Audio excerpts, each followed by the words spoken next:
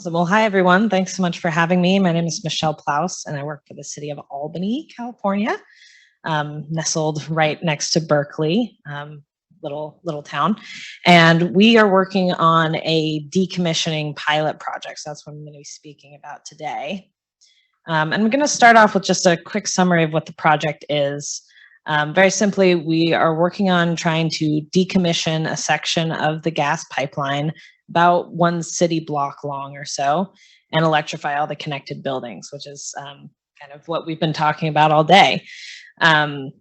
This is a project that was actually initiated by a member of our city council who had heard about zonal electrification and these types of issues. And it's something that we've been working on, kind of the early discussions beginning about 2 years ago in the middle of 2021.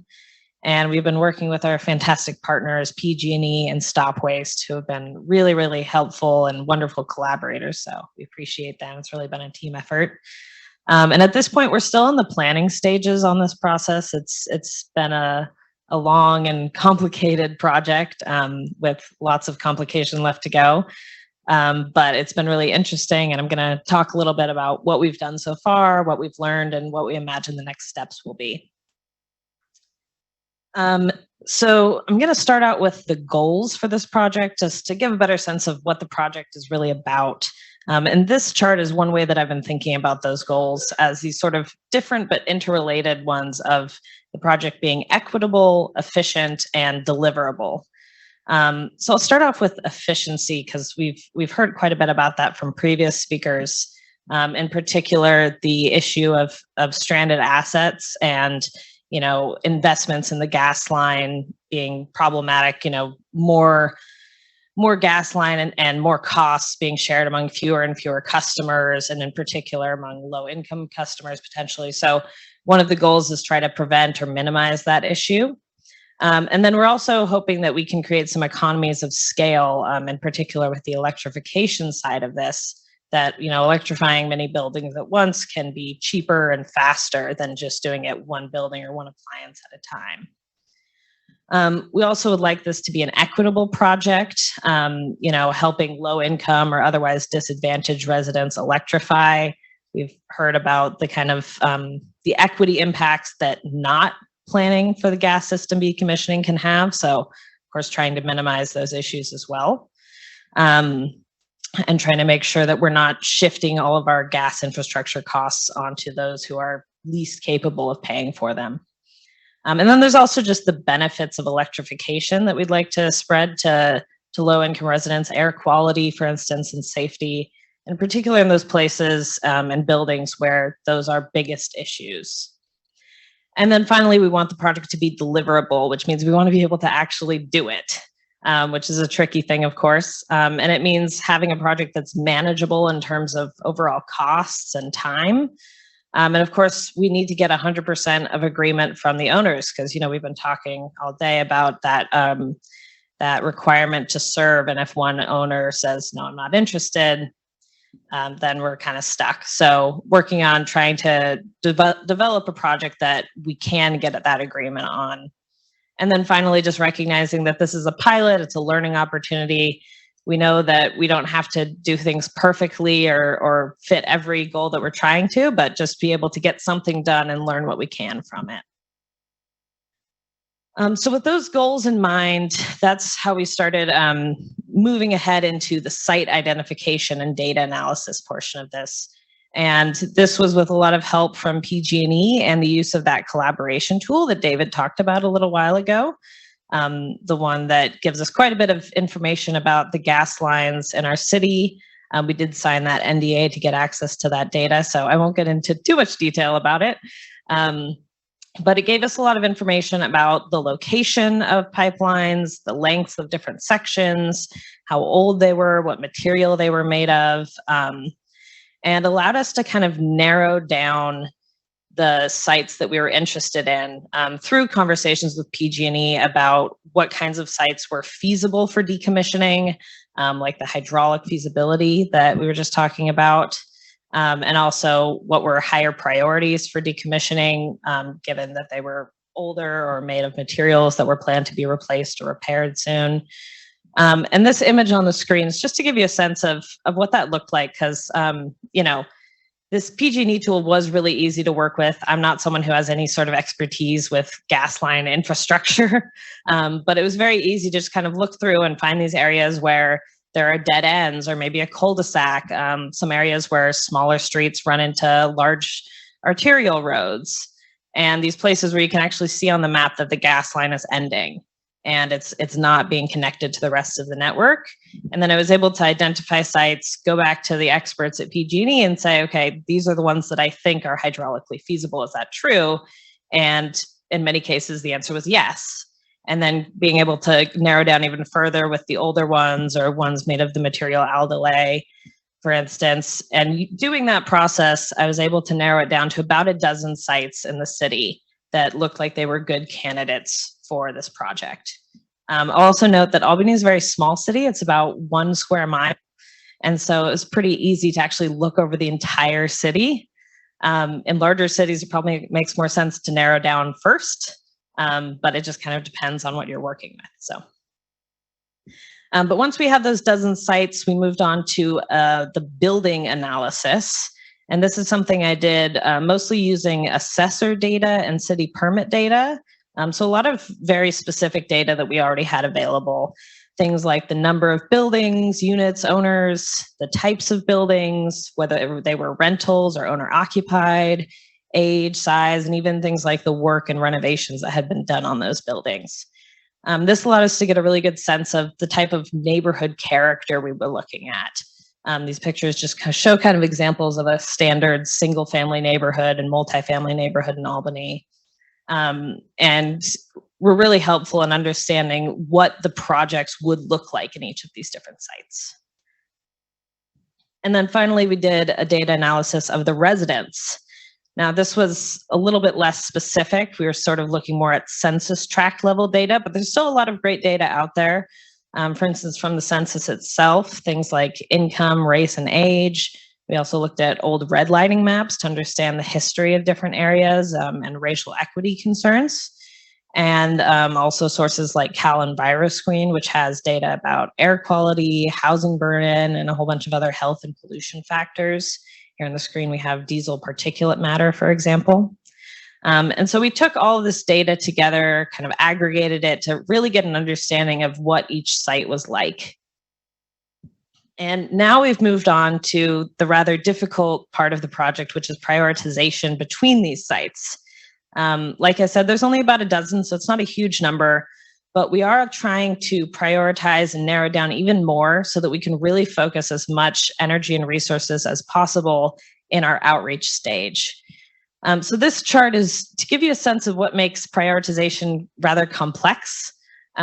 With those goals that I was speaking about earlier, they're often in tension with each other when we start to look at specific traits of various sites.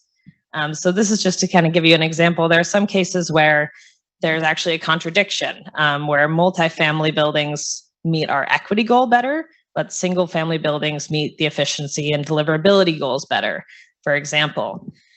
So I'll go into a little bit more detail on some of the main challenges we've been trying to work through. I just mentioned single versus multifamily, for instance. Multifamily buildings are often where we have lower income residents. For example, we have buildings that might really benefit from updates and electrification, whereas single family buildings are often places where it makes more sense from a gas line perspective to decommission because you have a long pipe and not that much usage. And it's also easier on the deliverability side, just being manageable, being lower cost, for instance. Another question that comes up is, should we focus on rentals versus owner occupied? Rental buildings, again, are where we have lower income, more disadvantaged residents, for example. A lot of times they're older buildings with more air quality issues and that sort of thing. But also if the city is paying for the electrification of those buildings, that's increasing the wealth of the building owners, not of the residents. And then there's also a concern of potential gentrification that might occur with that. And this kind of gets into some of the common traits of low-income areas. As I've alluded to, the multifamily buildings and rental buildings are more common in low-income areas. And it's a great example of how these traits are often very correlated with each other. So if you're prioritizing, then you decide we want single family owner occupied in low income areas. Well, you can say that, but you might not actually be able to find that site in a place like Albany, and a lot of places in the Bay Area. So it's not just choosing what traits you want, but also looking at the sites you have to determine how to prioritize. And then finally, with hard versus easy to electrify, this is another tricky one where easier to electrify buildings are obviously more manageable. We can deliver that better. It's probably going to be cheaper. We might have community champions in those places that have already started to electrify, but also you're potentially losing out on the equity potential. You might be missing places that could really, really benefit from electrification more, and also places where the electrification might not happen without city intervention, and where to get people off the gas lines, you would really need to focus on those places. So it's really tricky to prioritize between them, and that's sort of the stage we're at right now. It's going to come down to a policy decision really from our city council, and we're sort of in the stage of thinking through all of the different problems and how to present them.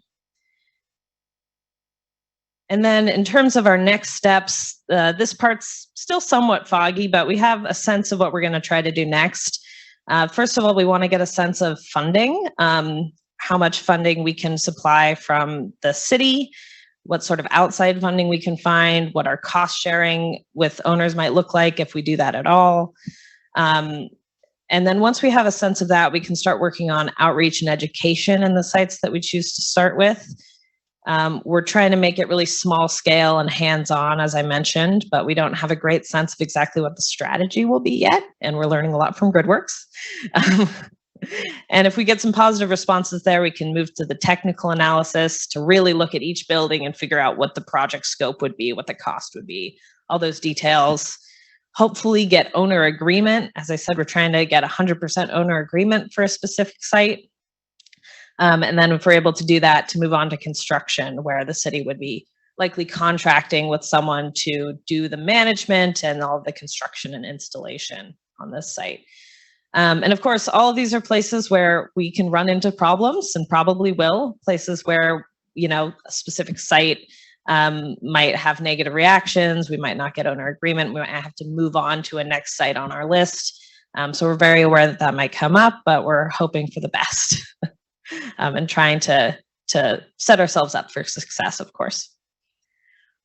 And then finally, just run through a few of the lessons we've learned so far. First of all, with the utility perspective, it's just been really, really important to understand the utilities' priorities and capabilities. It's been really great to work with PG&E. They've been excellent collaborators in this process. But, you know, understanding, for instance, the priority of replacing different pipelines is so important for us to understand where we should start, because it's really about working with them throughout the entire process. And it's also been important to understand what kind of requirements they have for things like how they can use their funding, what kind of processes and data requirements they have to follow through with. And so, you know, it's about kind of understanding that they're different from a city and how we can work together with our requirements and theirs to make the project work. In terms of site selection, as I mentioned, priorities can be tricky and contradictory. So that's a difficulty. It's also pretty difficult to predict what outreach and buy-in will look like. We don't really know what kind of areas will respond well to outreach or not. So it's hard to plan for that.